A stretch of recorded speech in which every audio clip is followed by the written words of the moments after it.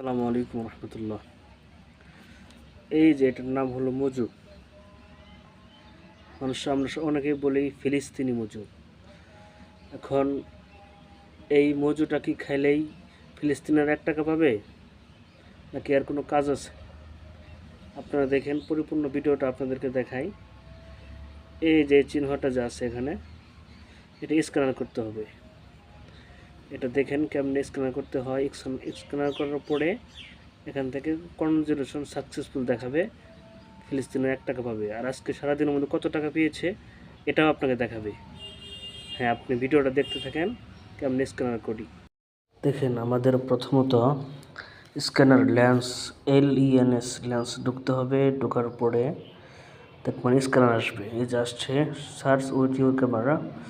scanner যাওয়ার পরে আমাদের এই যে মজুর যে স্ক্যানারের একটা